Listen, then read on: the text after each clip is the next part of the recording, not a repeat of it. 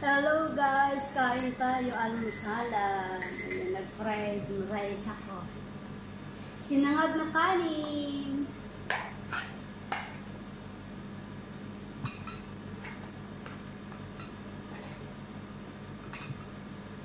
Kain tayo. Ayan. Sinipag akong kumain ng fried rice. Ayan. Tapos, mats ng kape. Tamang-tamang malamig. Kasi guys, umulan dito kagabi. Sobrang lakas ng ulan. Pero hindi man masyadong malamig. Tamtaman lang. Kasi, ano na dito, summer. Kaso alam nyo guys, baliktad na ang panahon dito. Mayat maya na umuulan dito sa Middle East. Samantalang noon, naku, pahirapan ang ulan dito. Isang taon na hindi pa umuulan ng tubig. Lagi lang buhangin ang inuulan dito. Ngayon, may na ulan ng tubig.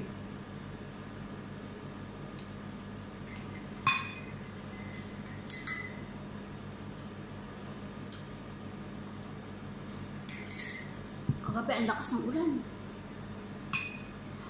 Pumasok nga yung tubig dun sa pintuan, sa malapit ng kwarto ko.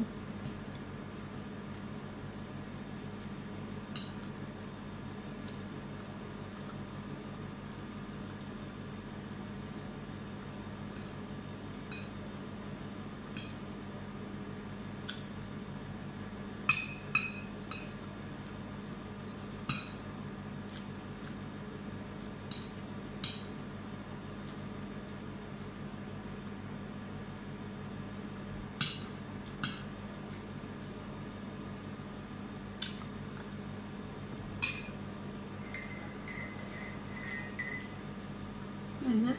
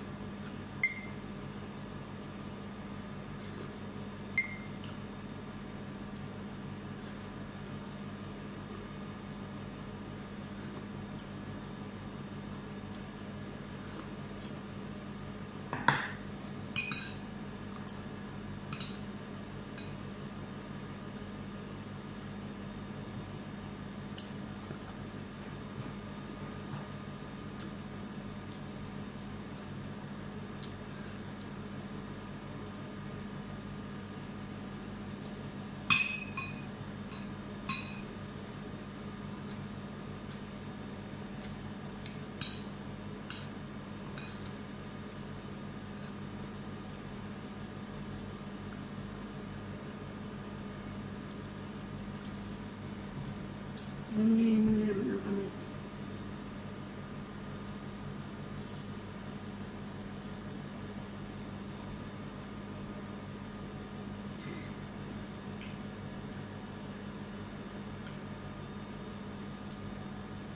Itong aking malaking problema sa aking katawan. Yung kamay ko lagi nanginginig. Pero ngayon medyo okay. Hindi na katulad noon na masyadong halos hindi ko maigalaw. Kasi pag wala akong ginagawa, minamatsats ko itong sarili kong kamay.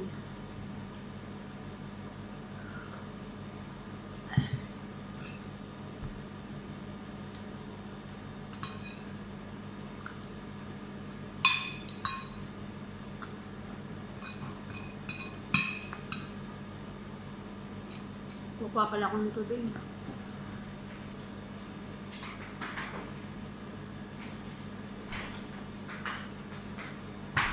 Naiinom ako. Hindi ako nakakuha ng tubig. Naikape na umiinom pa rin ng malamig.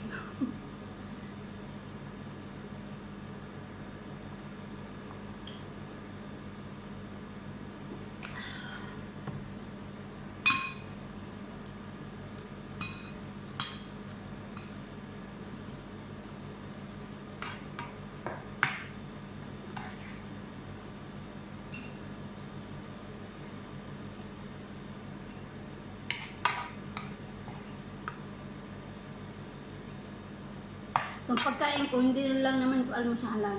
Kasama itong tanghalian kasi anong oras na, 1:00 na dito ng hapon.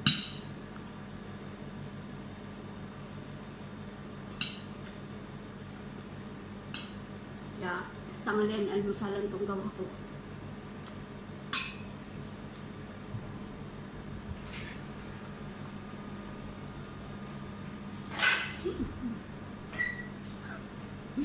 Anak, kalibas po. Judge.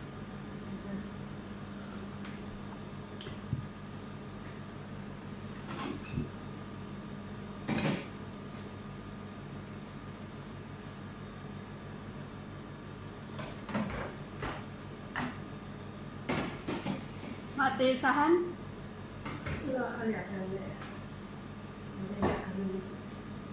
Nakala siya es, mama. Kala, ano sabi? هو باكل الدنيا لشان شيكي بس جيجز ما خلاص. شو اسوي فيهم جوعان أنا أسوي شوية فوق. خلص فوق بس أنا أسوي روتي.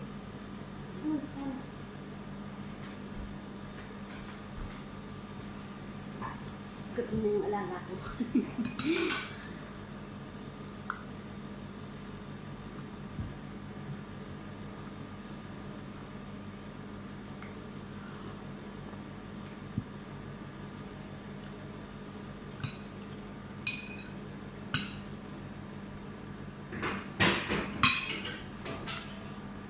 Guys, kasi yung amo ko masakit ito, kukunin yung luko ko. Hindi pa nga masyadong luto, nagmamadali na sa pati ako na yun kasi naman yung sa kanina pa naman isang oras na yun nakalagay ko sa ubin. Tapos yung kanin hindi, ayaw niya ng sobrang luto. Yung hot ko lang kanin ang gusto ng alaga ko. Sabi ko, hindi pa ako masyadong luto ang kanin. Sama lang kasi ang gusto ng ako ko. Tumigil muna ako sa pagkain kasi masyadong nagmamadali.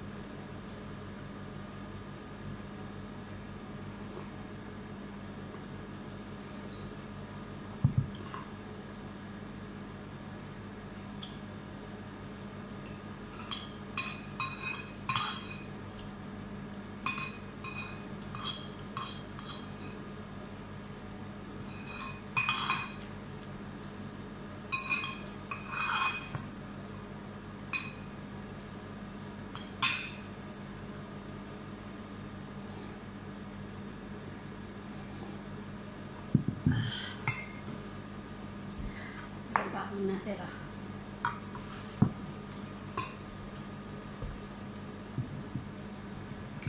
Ano ko sa guys kasi mamaya yung hapunan ko.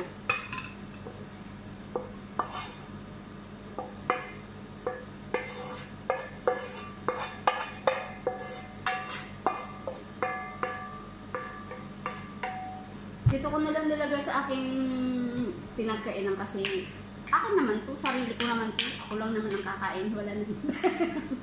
Para just nasahugasan ng plato, diba? Yan. Oh. Tamang-tama. Kasyang-kasya to sa aking hapunan. O kaya hapunan meriendaan kasi once na nagmerienda ako, hindi na ako kakain ng hapunan. Kakain ako kung ano-ano ko na lang makain, pero hindi na yung kanin. Kung magtimpla ako ng tea with kubos, yung tinapay dito na malapat, na bilog. Lagyan ko ng white cheese, Yun. Kung ano-ano na lang.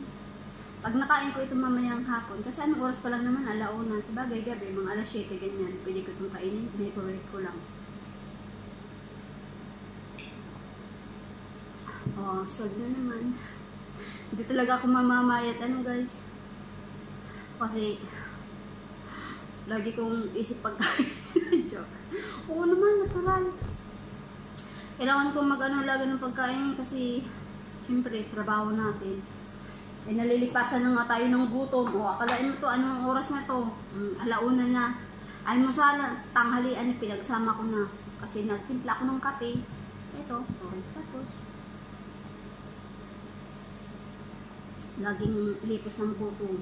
Bagay, anong oras naman kasi ako kumigising? Alas 10 na. Patanghali na.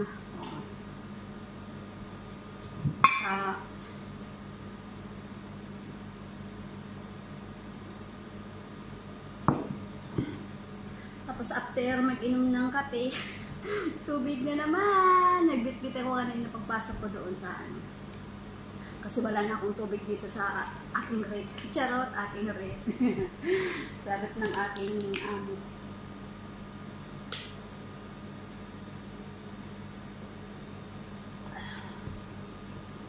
Ay, salamat, nabusog na rin.